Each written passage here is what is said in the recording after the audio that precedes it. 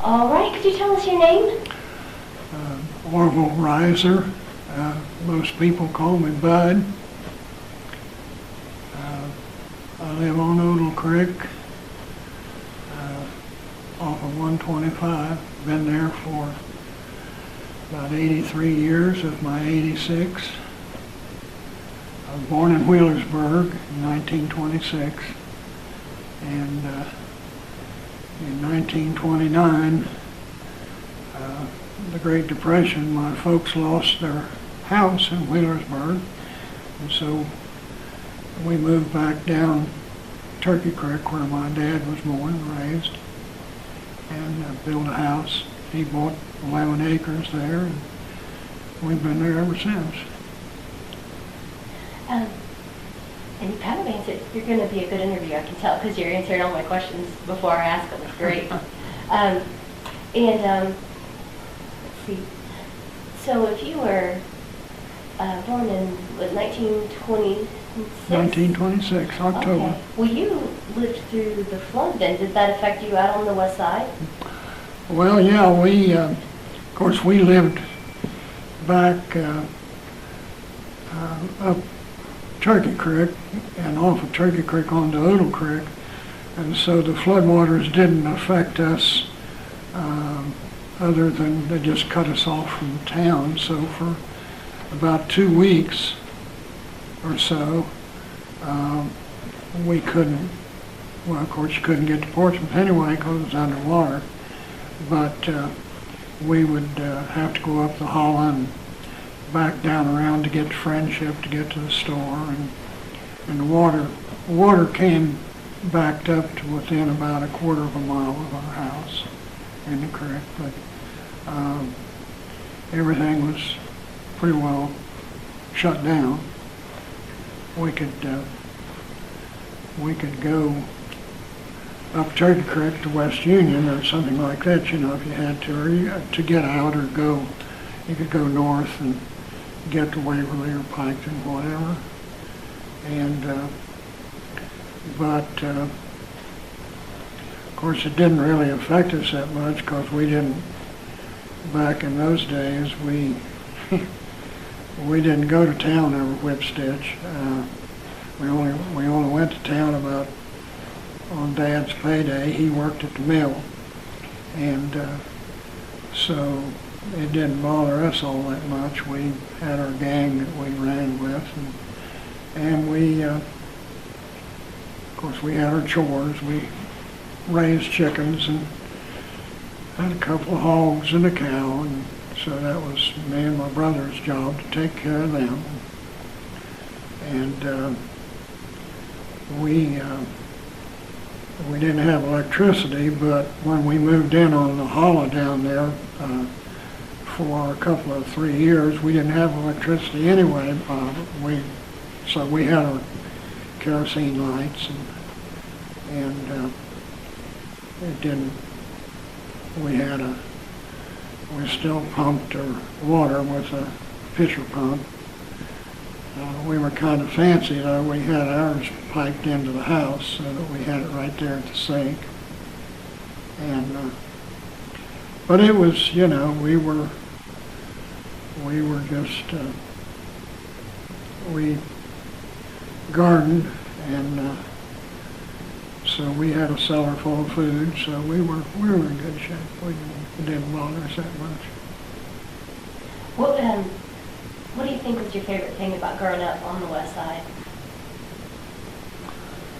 Oh, I don't know. It was just, we had a lot of room to roam, and I remember one Christmas, I forget now, I was about 10, 12 years old. My brother and I got a new Hawthorne bicycle for Christmas, and on that particular Christmas, we were out Christmas Day riding in our shirt sleeves, and the next day we had about 8 inches of snow. So, but we rode our bikes around to the other guys' places, and my younger brother Tom, the former commissioner here, he grew up on the handlebars of my bike because we kind of babysit and took care of him, and so if he wanted to go, why, he rode the handlebars. So that was, and we just, we had a horse that we gardened with, and we rode him. We made a little sulky cart, and we'd ride him up and down the road. Of course, back then, gasoline, in the 40s, during the war, gasoline was rationed, so you could walk right down the middle of 125 and never meet a car coming or going.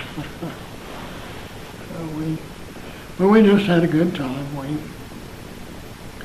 We had some friends, the Odell boys, up the road about a mile, and neighbors, and just did what country kids do. I know that you have been involved with the Boy Scouts for a really long time. How did you get involved with them at first? Well, Don Stockham Jr. was the scoutmaster, and when I was 12 years old, well, you had to be 12 to join. So when I was 12, they met down at Friendship Methodist Church, and so I knew about them, and I just went down and joined up. And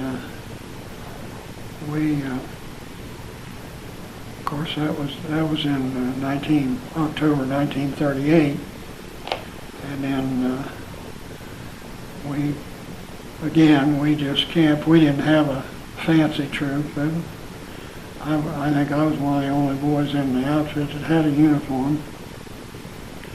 But we camped up at Oyo and through the winter time, and then in the summer I'd spend a couple weeks or so on staff, junior staff, and in 40, when was it? Must have been about 1941 or 42. I got my Eagle Scout badge, and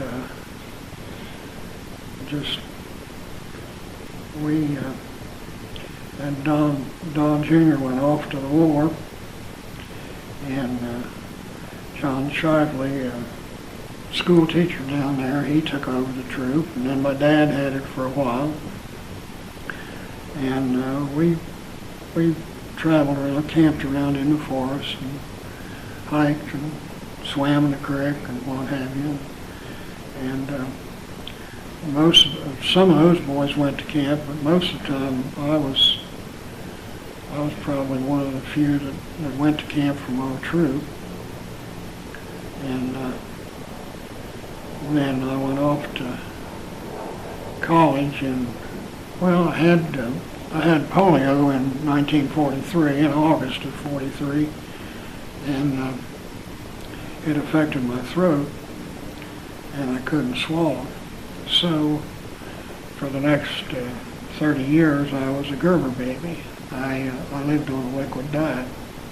I had a tube that I inserted in my nose and mixed up 3 times a day, and I pumped my food in. And the doctors in Cincinnati thought at the time that the nerves had been damaged and that I'd never be able to swallow again. So I went off to college. I graduated from high school in 44. I went off to Wilmington for a year. And I wanted to be an industrial arts teacher, and they didn't have programs, so I transferred to Ohio University and graduated from there with a BS degree in education. And I started teaching at Piketon High School for 4 years. And then in 1952, I came back to my home school, the West Side, and started teaching shop there. And during that time, when I was at Wilmington, I worked with a Boy Scout troop, and when I went to Ohio University, I was affiliated with the Scout fraternity at OU. And then, of course, when I came back home, why, the troop was kind of floundering, and so I took over as scoutmaster, and we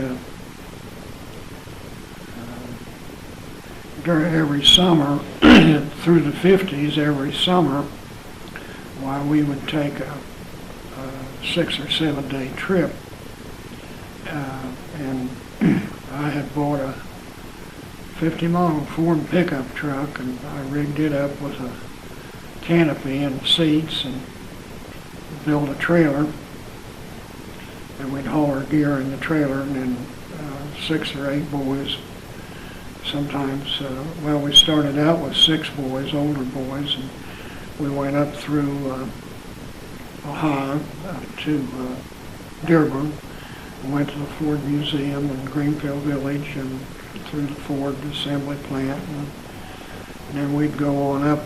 We went on up through Michigan up to Sault Ste. Marie, crossed over at Straits of Mackinac, and went to Sault Ste. Marie and crossed over there into Canada, and then came back down to Niagara Falls, and then we come home from there. And that, and we just had a little rolling camp, and that trip cost each boy, that's how long ago it's been, that trip cost each boy $22. And that paid for food and fuel for the vehicles, and anything that we went into, paid our admission and so forth. And then on the other year, we'd go to the Smoky Mountains, and we would camp in the national park, usually down at Cades Cove, and then we'd go over to Cherokee to the Indian pageant under these hills, and camp our way around through North Carolina, and usually we'd camp and come over and come back up the West Virginia Turnpike and come home that way. And that trip, I guess that was a trip that cost $25 or $22. The trip up through Canada was a little longer, so it cost $25. But we had a lot of boys, and some as the trip went along, why we got up to where we had 15, 20 boys on the trip, and I always set it up so that we had one adult for each, tried to have one adult for every 6 boys, and if they would drive their car or their station wagon or whatever, well then it didn't cost them anything, so we had a good time. And of course, being the old school teacher, I always enjoy it because I always like to point out the historical points to them, and they learned a lot, and it was kind of a thing when when you're in school, you always wanted to get off and take a trip, and it was a chance for them to take a trip, and they were away from their parents, but their parents, I never had anyone refuse to let a kid go, and we never had anybody hurt, and so we were pretty proud of that. And the way we got started on that was in when was it? It was about 52 or 53.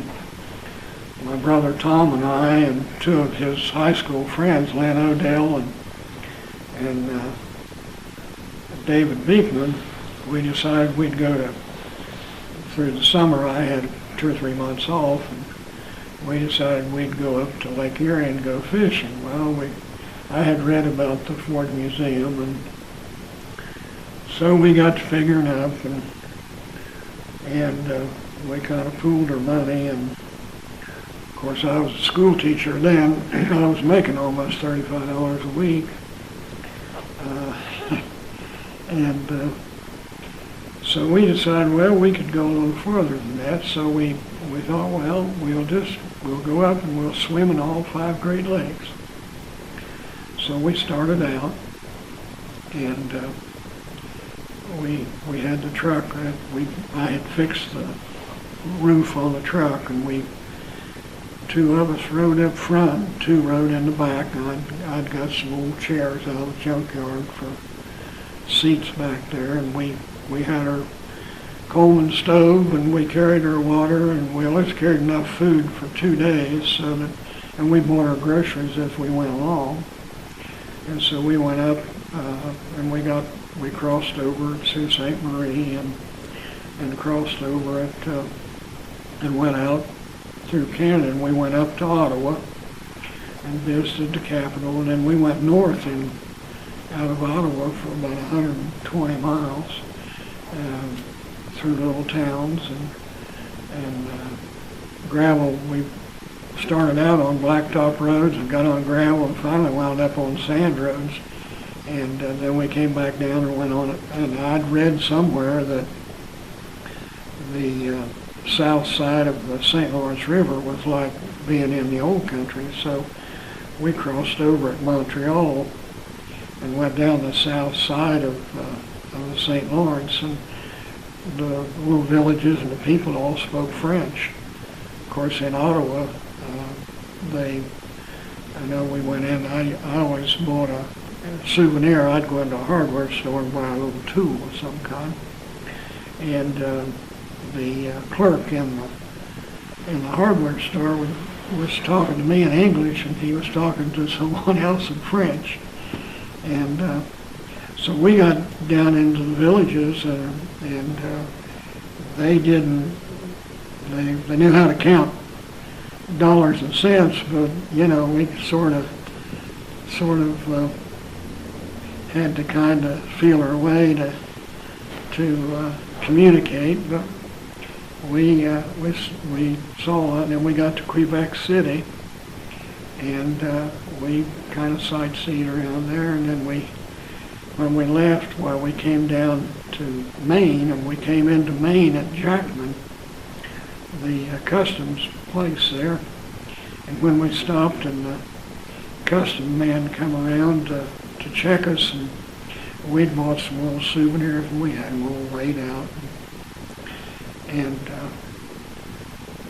he asked us where we were from, and we said Portsmouth, Ohio. And he said, well, I forget who it was now, but somebody up in Sodaville. He said, how's he doing? And we looked at him kind of funny, and he laughed, and he said, well, he was from Sodaville. And so we came on down through Maine and came down into New England to Boston, and we went out to Lexington, and me and the boys, we went to the bridge at Concord there where they fired the first shots. And so we got up and walked the rail on the bridge. We thought most people didn't do that. And then we went down to Boston and went to down in the neighborhood where Paul Revere, the Old North Church, and Old Ironsides, and we kind of sightseed around Boston a little. And then we came on down through Connecticut, and we came down to New York City, and we drove down to Battery Park and went out to the Statue of Liberty. And when we came out, and we went over to the United Nations building, and we kind of walked around and sightseed a little. So then we got back to the truck, and as we were leaving, it was about 4:30, and they were beginning to get out of the offices, and people come swarming out of those high-rises there like bees in a hive. And I was driving real slow because I didn't want to run over anybody, and the policeman was out in the middle of Times Square, and he had on the white gloves, and he blew his whistle and pointed at me in the truck and went as if to say, "We'll run over them, they're paid for." So we popped the clutch, and out through there we went, and they would just spread out and let us go. And so we drove up the length of Broadway, and we went up to Hyde Park and visited Franklin Roosevelt's home and gravesite. And then from there, we came over and went to Niagara Falls, and then we came back across and came back down home. And we were gone 30 days, and it cost us $60 a piece. But we never paid to camp anywhere. We'd just find a spot off the road. Of course, there weren't any interstate highways then, you know, and it was a lot easier to find places to camp. And we cooked all our own meals. We never bought any food anywhere. And we'd shop at the stores, you know, the little markets. We got to meet a lot of people. And we just had one rule. We went through every place in such a way that if we had to, we could come back that way. And so that was what sort of started the Boy Scout trip. Of course, we were only going a week with them, but the trip to Greenfield Village and the Ford Museum, and then over to Niagara Falls. So I did that for, 10 or 12 years. Then in 1962, and then in 55, we did the same thing, only we went to California. One of the boys, Lynn, had a girlfriend that her dad had worked here at the A plant, and they lived in San Bernardino. And then we had a friend down in Texas. So we went from here to St. Louis down to Wichita Falls, and then drove Route 66 across the country to San Bernardino. And we camped there in Lynn's girlfriend's backyard for 3 or 4 days, and went up into the mountains on a picnic. And then from there, when we left there, we went to Bakersfield, and one of the guys George Smith had a cousin that worked in the oil field, and he took us out to a drilling rig. And then from there, we went over to the ocean, and we drove up the coast highway to San Francisco, went across the Golden Gate Bridge, and then crossed back over. We went over to Yosemite National Park, and went up in the mountains there and camped our way down, and we came out of there into Nevada and Utah, and went north. And Odell Moy had a brother at Lowry Air Force Base in Denver, so we went up to Denver and visited with him, and then came back across the plains, got home. And we were going that time for 30 days too. We traveled 6,000 miles, a little over 6,000 miles. But that was an expensive trip. That cost us $120 a piece. But the only place we pulled into a little drive-in in Oklahoma City. It looked like a big 10-gallon hat. And we pulled in there. We looked like a gypsy wagon, I guess. And the girls were skating around on roller skates, and they never come wait on us. So in 15, 20 minutes, we kind of figured they weren't going to wait on us. So we backed out of there and went down to a little Stewart's root beer stand, and bought us some hot dogs. And that little girl got a $couple tip from us. But that was the only place that we spent money when we went up to Lake Arrowhead to get in. But other than that, we had stopped at Mesa Verde and Grand Canyon, We camped in the Grand Canyon at Desert View. You don't camp there anymore, but from here to the wall over there, the canyon was right there. And we saw a lot of country, and we came down through Pegaso Springs, where Red Ryder used to hang out. And we, in New Mexico at Gallup, we went out on a ranch, and it was kind of barren. I couldn't see how a cow could live out there, but then, of course, they had to have 10 or 15 acres for every cow they had. But we just kind of saw the countryside and if we saw something we liked, we stopped, and we'd spend a day or 2 days, or some days we'd make 10 miles, and some days we didn't make any. Some days we'd make 200. And the funny part of it was that truck, I told my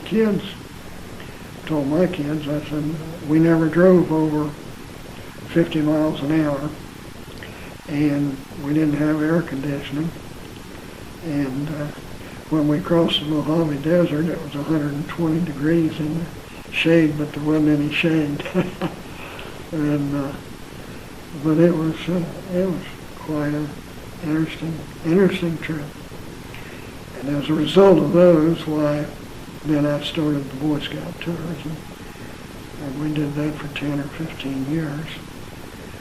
Well, the last trip we made down to St. Louis at the Arch and the museum, and we made a swing around through Kentucky,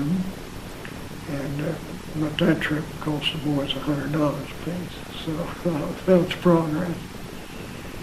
But I've just always enjoyed the outdoors, and we've just kind of, well, we're some of the few probably that have whitewater on Turkey Creek, and it's usually in the wintertime when the creek gets up, and we had a mark down with a little swimming hole down they call the Tub.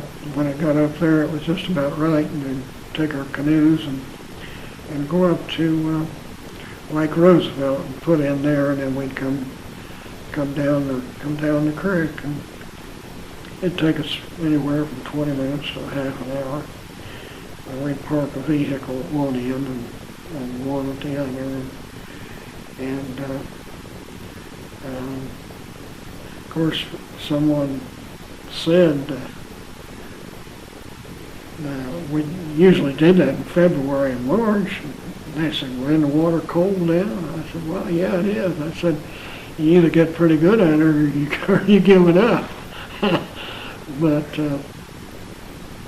we have never been on one of these whitewater trips, but I had a friend, Terry Williams, who used to work at a boys' camp up in New England, and I took him down, and he said that Turkey Creek was as wild as any of the streams that they'd ever been on. He said the only difference was it wasn't as big, and on Turkey Creek you have to pick where you want to go, and of course you can't back up and go the other way.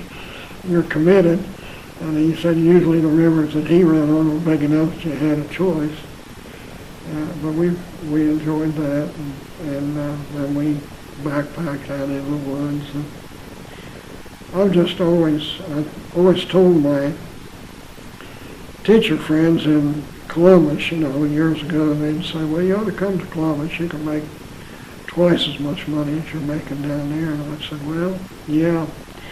But in order to come to Columbus, I'd have to make 4 times as much, because we had a little boat and we water skied on the river and at Lake White.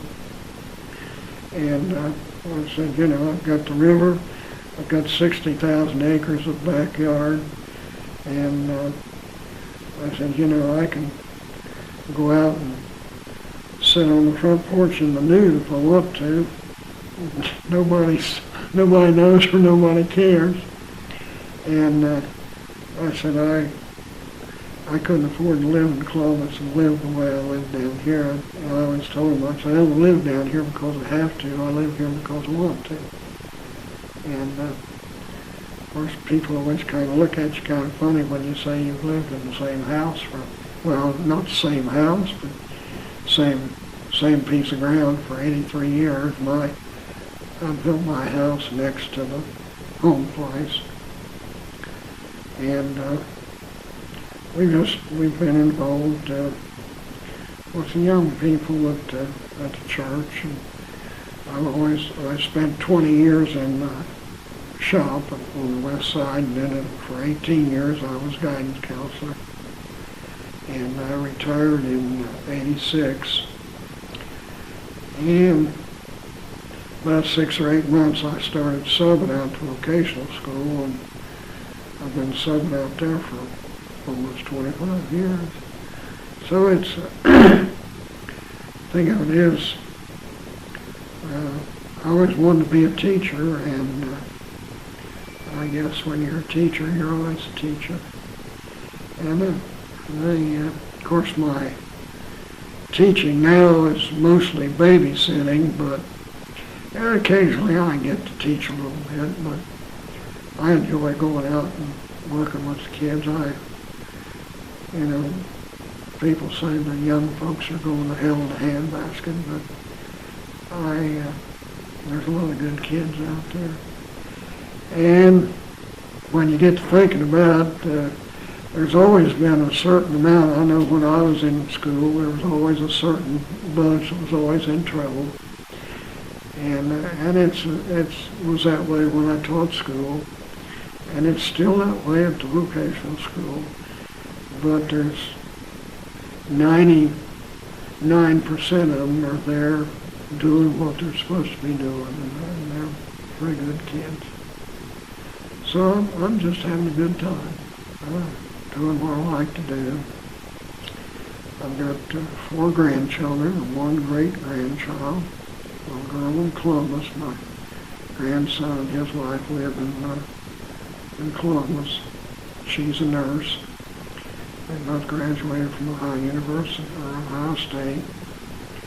And I've got 2 granddaughters at West and a grandson at the middle school on the west side. And we enjoy going to the beach, and we go as a family.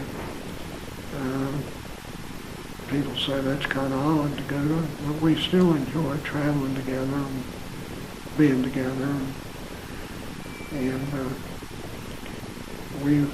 I built my house, and then I built my daughter's home up on the hillside behind us. We started out with 11 acres, and we've got it all parceled off now. My son lives in the home place.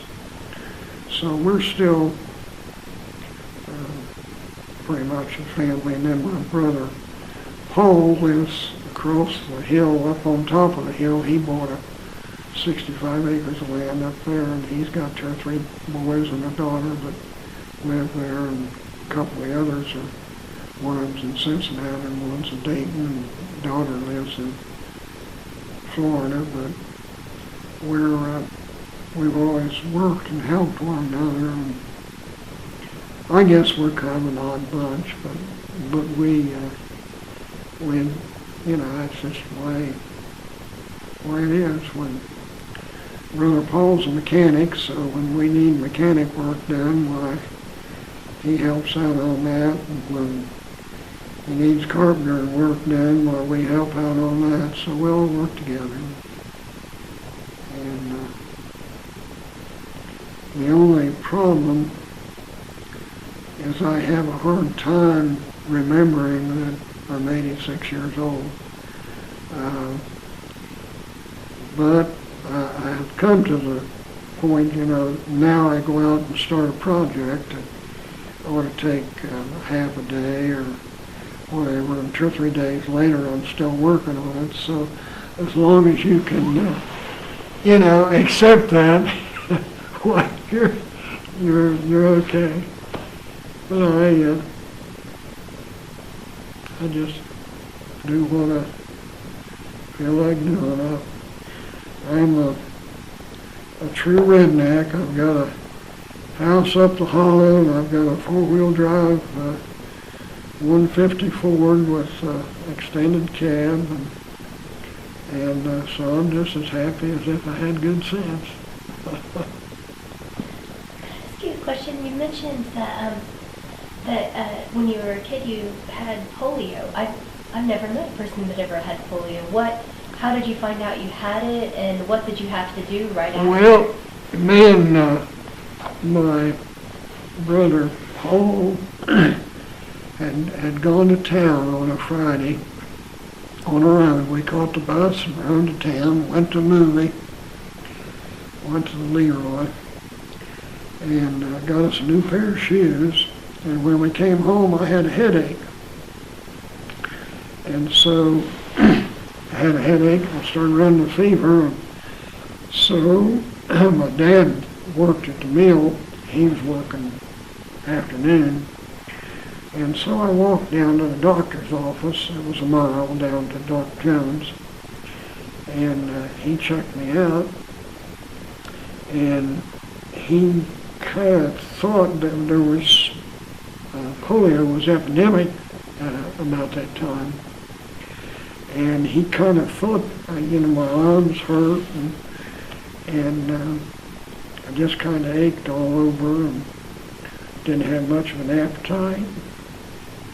So he gave me some medicine and told me to go home and go to bed. And so, and he kind of thought, I had the symptoms, but there wasn't any way that he could tell. So I got home and I was listening to the radio, and they had a story of Sister Kenny, the nurse in Australia, and they were describing that, and I thought to myself, oh gosh, I bet that's what I've got. And so then the next morning, I couldn't swallow. My throat had swollen up, and I couldn't swallow. So called the doctor. Dr. Jones came up, and they had a specialist, an ear, nose, and throat man here in town, and he came down and checked me out, and he put a tube down my throat. We didn't put anything in it. I hadn't had anything to eat for 2 days. And so then he fiddled around there and decided he's going to have me breathe something. And my mother was a nurse. And so he fiddled around there and proceeded to spill a cup of scalding water on my leg. And I was so weak by that time I couldn't even scream. And he was very lucky because my dad just about jumped him. And Dr. Jones was terribly upset, and so he got him out of there as quickly as he could. And so he called a doctor, Goodyear in Cincinnati. And at that time, in 1943, you could get a hearse to haul a body to Cincinnati, but you couldn't get an ambulance. So we had a 41 Plymouth, and they put me in the back seat, and Mother and Dad took me down to Christ Hospital. And they got me in there, and I was running a high temperature, and I weighed about 135 pounds or something like that. When I got to the hospital in Cincinnati, I weighed about 98 pounds. And I looked like one of these people you saw in the death camps. And they put a tube down my throat and put a tube down my nose. They filled me up with sugar water, and I began to feel better.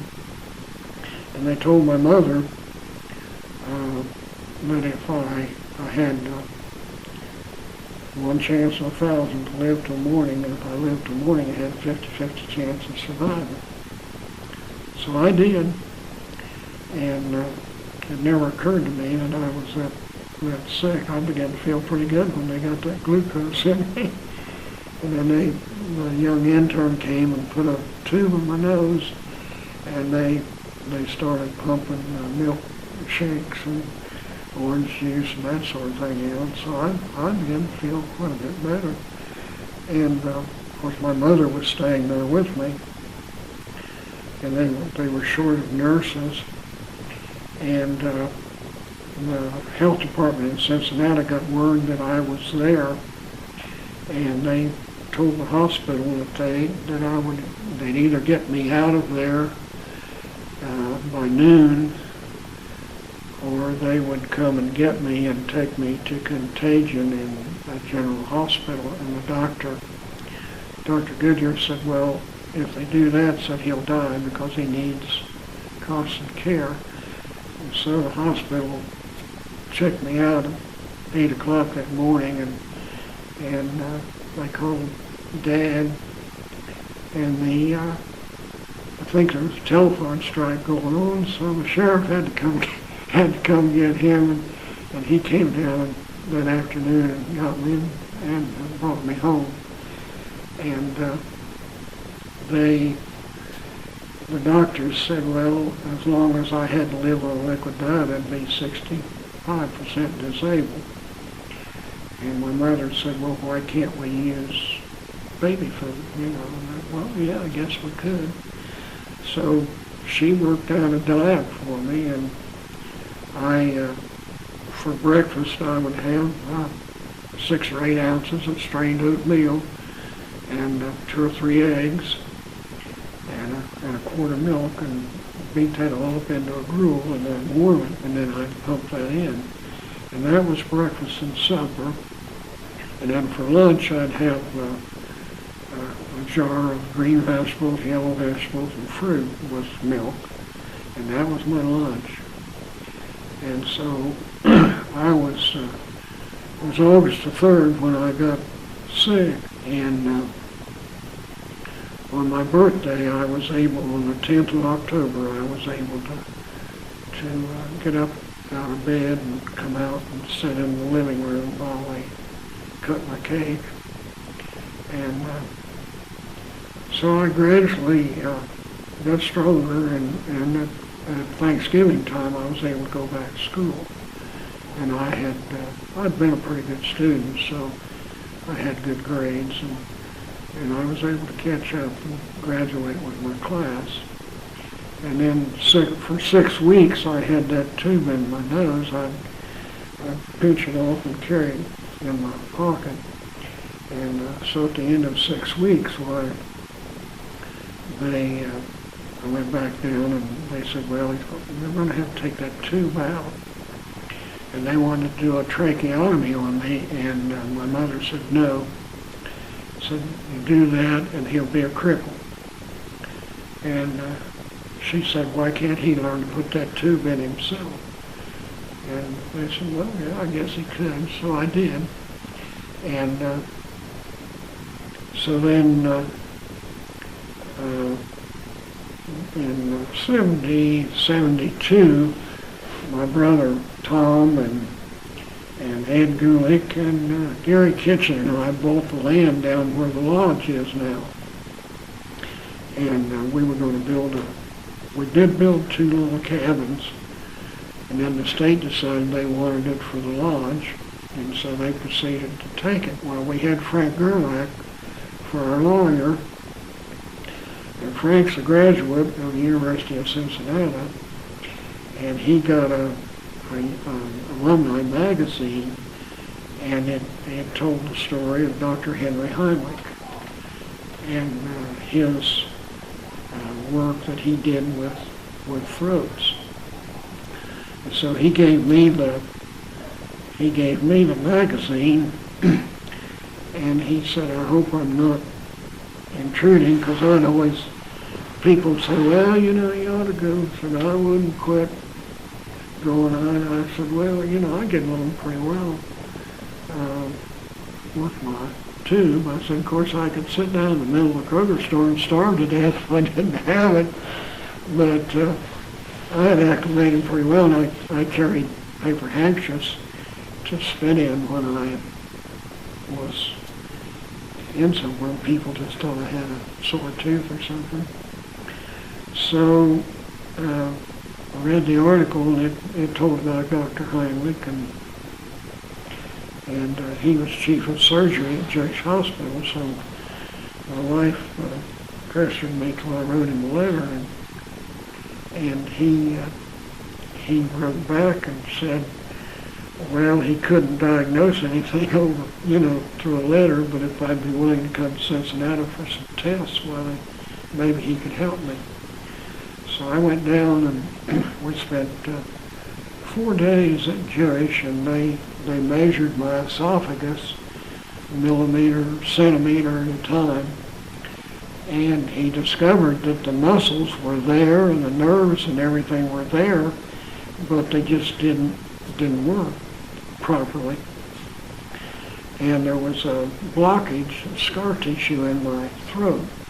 And what had happened as a result, I had bulbar polio, and about 80% of it is fatal, and the ones that survive it usually wind up in another lung. So when they put that tube in my throat, well, then the scar tissue healed up around it, and it left a little hole there, and I could push that tube through it, but I couldn't swallow anything to it. And so he did the test, and he was really excited. And of course, he said, well, he had never had anyone that couldn't swallow for 30 years, And so the last day when they had completed everything, he came up to my room, and he said,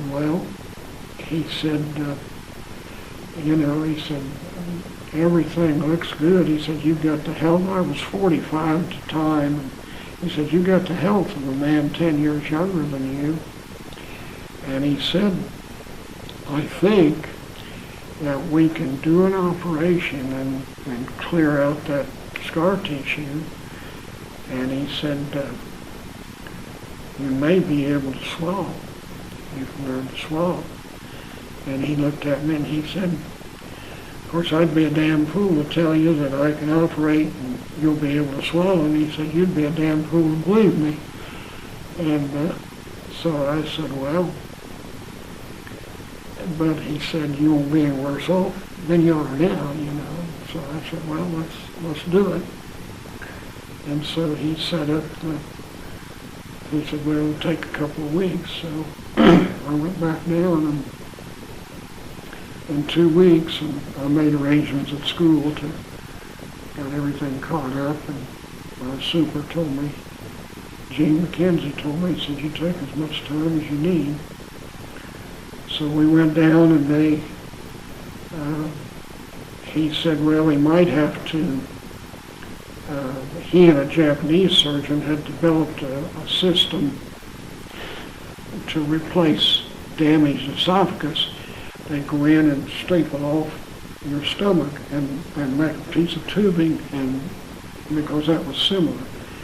And so he said, we might have to do that. Well, when I woke up, first thing I did was feel my belly, and there wasn't anything down there. So, but what had happened when he went in, he said there was just a scar tissue that was blockage, and he cleaned that all out.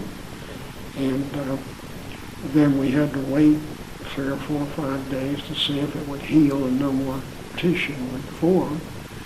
And then I had to learn to swallow. I had to learn to retrain those muscles. And so I was in the hospital about 15 days, I think, something like that. And we started doing little practice things, and I was still feeding myself on the tube. And So then they gave me a tube about the size of my finger, I guess. And I would stand, when I got home, and I would stand in front of the mirror and try to swallow that. And then I'd take a glass of milk, a small glass of milk, and put some 7-Up in it so I could feel where it was. And I'd try to swallow it. It kind of felt like it was going a little further. And so I was down to see him, and he said, well, he said, if you can't manage this, he said, we can do some more surgery and open that up a little more.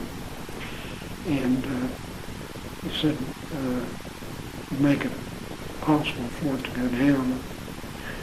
So I said, well, give me another couple of weeks. And so we went home, and on the Saturday night, we were supposed to go down that following Monday. And on the Saturday night, I was able to get a swallow. And I yelled at Donna and told her, and it came out. I tried to show her, and then I couldn't swallow it anymore. So the next morning when I got up, I was able to swallow a little bit. And Sunday evening, I was able to get a little dish of Jell-O down. It just took me about 20 minutes. And so when I got back down to the doctor, and I was able to, I went in, and I was grinning real big. I said, well, I finally figured it out. So he got a glass of water, and he said, well, show me. So I took a sip of it. I got the first sip down, and I took another sip, and I got it crossways, and I was kind of choking and spitting, and he looked at me and grinned. He said, see what happens when you show off. And I said, well, I was afraid to come down here and not be able to swallow. I said, because you threatened me with a knife. And he said, well, yeah. And he said, no, I've got a license to use it. So then I came back, and he said, well, you know, you just have to keep working at it. And he said, it'll get better. And so I came home, and I could drink a little bit. And the first meal I had was some spaghetti. And I had a little plate of spaghetti, and it only took me 45 minutes to eat that, but every day it got better. And I still don't swallow as like everyone else, but enough to be 10 pounds overweight. But it was interesting. It was quite an experience. And he, of course, he told me, he said, well, you realize that everything we do, he said, I'm learning just like you are. And I had him, I've never had any other doctor ever tell me that, but when we met the last time, he said, well, he said, you know that I'll have to send you a bill. He said, I know what your income is. And he said, I have some people that can pay me anything I ask, and I have some people that can't pay me anything. And I said, well, you know, you send the bill and we'll pay it somehow. How could you not? And the insurance wouldn't pay for his surgery because it wasn't a regular procedure. And he said, well, he said, I'll send you a bill. And he said, if you think it isn't fair, he said, you call me. But he's quite, he's one of my favorite people. And I talked to him here about 6 or 8 months ago. I'm 86, and I think he told me he was 88. So, well, he's probably 89 now. And so that was the saga. Most people, well, even I went to Ohio University, and even my professors didn't know that I couldn't swallow. I went to an industrial arts club picnic one time, and I wasn't eating anything. I could taste stuff, but I'd have to spit it out. And but the professor, Dr. Page, he wanted to know why I wasn't eating, and I said, well, I can't swallow. He said, you can't swallow? I said, no, I can't swallow. But he didn't know that, so I managed to didn't work very well. And along the way, I picked up a real nice girl, and she had it pretty easy for 10 years. She didn't have to cook for anybody but the kids and herself. So it's been a fun ride. I've had a good time. Now, I don't know if you noticed over there, I had some people poke their head in and tell me it's time for me to get out of their way. But Okay. before we do, is there anything that I didn't ask you that you think, wow, she really should have asked me that? Well, no, not really. I don't think I've ever done anything so spectacular, but I have a lot of friends, and I've always tried to treat people the way I'd like to be treated. And most of the time they have. And it's just, I'm in no hurry. I plan on living to be 100 if I can manage. So if I don't know that